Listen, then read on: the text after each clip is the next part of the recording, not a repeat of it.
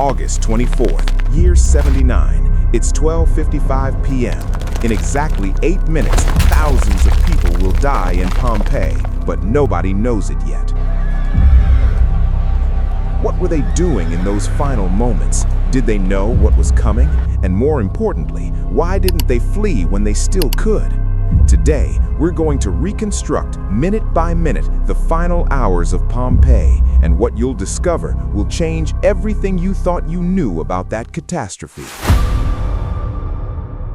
You see, there's a persistent myth about Pompeii, that it was destroyed in an instant, without warning. That's false. The truth is far more disturbing. There were signs, there was time, there were decisions, and at the end of this video, I'll reveal why some people chose to stay even when death was inevitable. The reason will surprise you. But first, let's go back 24 hours to August 23rd, a completely normal day, evening. The baker, Modestus, bakes his final batch of bread. At the house of the faun, a family dines reclining on triclinia. At the baths, citizens relax after a hot day. Nobody notices that the birds have stopped singing. Animals knew something humans ignored, and there's a detail in the archaeological sites that proves it. We'll get to that. Pompeii in 79 AD, 20,000 inhabitants, prosperous trading port. 17 years earlier, a devastating earthquake almost destroyed it, but it was rebuilt. Life goes on. It always goes on, until it doesn't. August 24th, 6 a.m. Vesuvius has been emitting columns of smoke for days, but this is normal for the region. Remember, 17 years of minor earthquakes. Pompeians are used to it. What they don't know, magma has been accumulating beneath the mountain for centuries. The pressure is now 300 megapascals. To put that in perspective, 30,000 times normal atmospheric pressure. But in the Forum, life is routine. They're selling fish from the Mediterranean, olive oil from the south, wine from Campania. A senator argues with a merchant about taxes.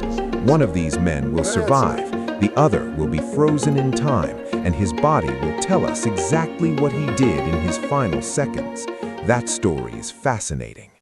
12 noon. It's hotter than normal.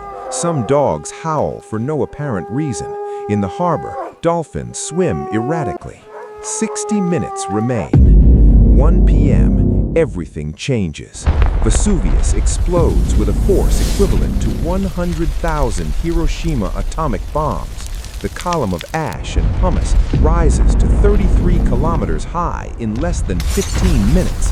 But here's what most people don't understand. Pompeii doesn't die at that moment. The initial explosion launches light pumice stone. It falls at a rate of 15 centimeters per hour. Annoying, yes. Deadly, no. The city has time. Remember I mentioned the animals. Archaeologists found very few remains of dogs or cats in Pompeii. They fled hours before. Their senses detected what was coming. Humans didn't trust their instincts.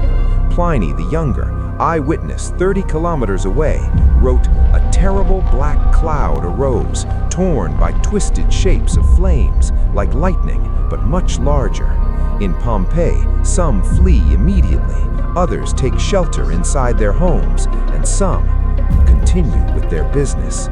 For the next 6 hours, Pompeii wavers between panic and normalization. At the house of the Golden Bracelet, a family locks themselves in a basement. Logical decision against the rain of stones. Fatal decision for what comes next. On the outskirts, the gladiator Celadus and his companions try to escape. We'll find them later, frozen in time, still in their shackles. In a bakery, 81 carbonized loaves remain in the oven. The baker never came back for them. And at the harbor, a Roman soldier makes a decision that took archaeologists 2,000 years to fully understand. His story is the most beautiful and tragic of all. Meanwhile, Vesuvius doesn't rest.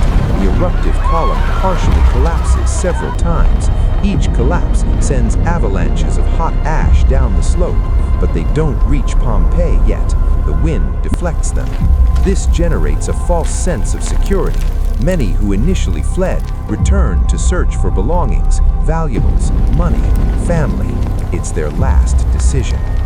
1 a.m., August 25th, 18 hours after the initial eruption, the eruptive column completely collapses. A burning cloud of gas, ash, and molten rock descends the mountain at over 100 kilometers per hour. Temperature 300 degrees Celsius. This is the first pyroclastic flow. It reaches Pompeii in 4 minutes. There's no escape.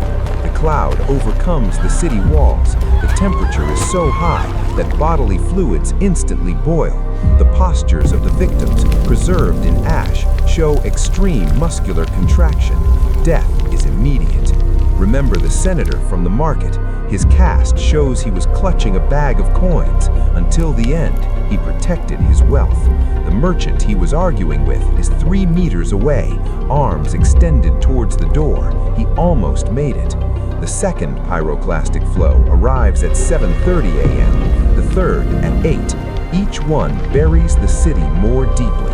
Of 20,000 inhabitants, we estimate 2,000 died. The rest escaped in time.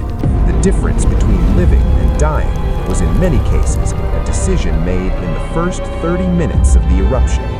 Now, the story I promised. In 1980, archaeologists found the skeleton of a Roman soldier in the ancient harbor arcades. Next to him, a sword, his tool bag, and something extraordinary, the remains of a belt with coins and a small wooden box.